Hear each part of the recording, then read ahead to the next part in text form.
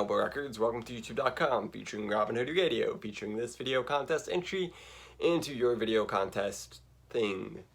Yes, I'm entering another contest. For those of you who have been subscribed to my channel, it's what I do. It makes it easy on me. You should go down below and subscribe to Nobel Records. I'll try to link down below if my brain can remember it, to link it. Yeah, I post more often on my Instagram, which is how I found out about Nobel Records, so go down below, click down below, follow me on Instagram. I have a vinyl Instagram, which I keep more up to date than I do anything on here, so that is a thing. Let's hop into answering these questions. Number one on the list was, they were cool questions, guys. You should enter the contest too. There's cool prize winnings, and you get subscribed to this dude. Like, he is the vinyl community, like, poster boy, because his channel is like vinyl on vinyl on vinyl, because he owns a record shop, and this is like him logging the records he gets in, which is kind of like what I'm doing with my channel. I just like log the music I like, which is kind of for personal reasons, but then like he also has this community, so it's cool. So subscribe and you'll get too much vinyl content, but you'll be able to handle it because he's awesome. First one, best finds at a record shop. Start off with my most recent finds, which were this $1 This Is Chris on Bethlehem, also featuring my favorite trombone duo, Kai Winding and J.J. Johnson. J.J. Johnson being one of my favorite jazz musicians. I play trombone. I love jazz. It's awesome. And this is an freaking incredible album. I mean, it is just classic jazz vocals from that era. Like this, just the smooth, sultry, buttery goodness that it was back then. Bethlehem, this is my first Bethlehem record too, and I paid $1 for this in the dollar bin. Like, what? This is just so good. Like, amazing find. I hadn't even heard of Chris Connor before, but it's awesome. If you ever find it, it typically goes for around $1, so purchase it. It's so good. Up next, same record shop, 30% off, Andrew Bird from last year, his most recent record, my finest work yet. Why was it 30% off? I have no idea, because this is literally, I kid you not, the coolest record in my collection.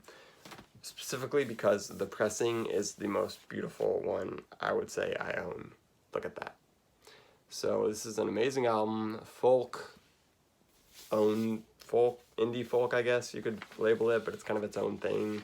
Plays violin, and it's awesome, and he whistles, and the music is awesome. He's got all these different influences, and check it out if you haven't yet. It's so good.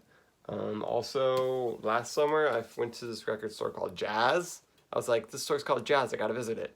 So it was in Florida, and apparently it used to be located in Nashville, but then he's retiring in Florida, so he moved to shop down there. I got this 50% off because the whole store is 50% off. But the 50% off over the summer really just meant the stuff in the store was priced like it would be on Discogs, because that store was expensive otherwise. But I don't blame the dude, but still, it was expensive. But I got that for like the regular price. And that's fine, because it was this is a girl for me, guys. That's 10-inch Glenn Miller Sun Valley Serenade. Glenn Miller is one of my favorite artists of all time, and I love 10 inches, so this was a girl for me. I still need to see the movie. It's on YouTube though, so I plan on watching it when I can find the time. And then also, early on in my career, I found Maynard Ferguson, MF Horn, one of my favorite jazz records of all time. If you have not heard it, you need to listen to this album, MF Horn by Maynard Ferguson. It is a bop. Then it was favorite lyrics, and David Crowder Band, favorite band of all time, has some of my favorite lyrics. SMS Shine on this album, I sometimes say it's my favorite song of all time, which it could be, but I don't know, I don't really like labeling stuff too much, because it's difficult, but it's just lyrically, musically, it's got electronic, but he's got all these different influences, and it's amazing. Also, on his David Crowder Band Give Us Rest album, there is the song I've decided after listening to this a lot, there is a set, Oh Great Love of God. Oh Great Love of God has some of the most impactful lyrics I've heard outside of SMS Shrine, if not more impactful, I don't know. It's also a bop, and I've wanted to sing it in church, but the vocals are nowhere near where a congregation could sing. Because he's got such a good voice. It's part of the reason why I love David Crowder Band.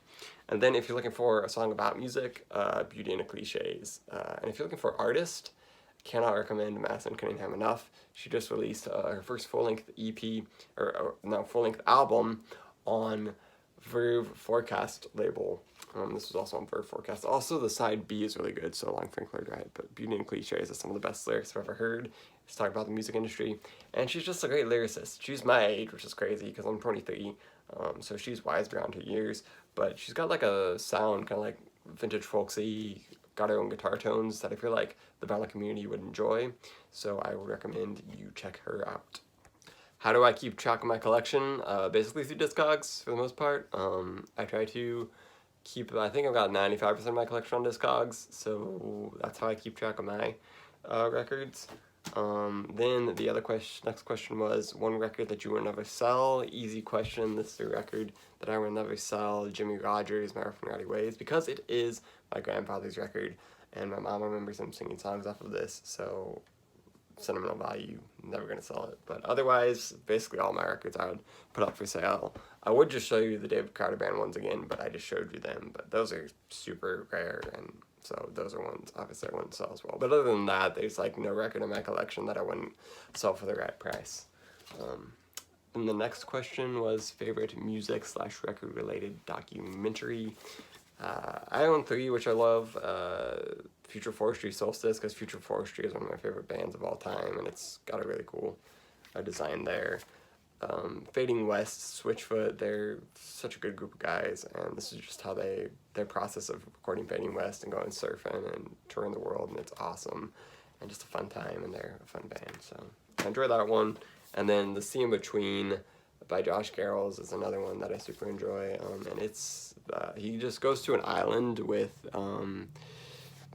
mason jar music and makes music with him, and kind of goes through his music making process, and just, it's an interesting look into it, and it's probably my favorite one, I'd say, just because of the memories I share with my friend watching this, and it's got really good design too, like, it's awesome. So I think with this too, actually I'll show you, it's shaped like, you know, those old whatever you call that, so it's cool.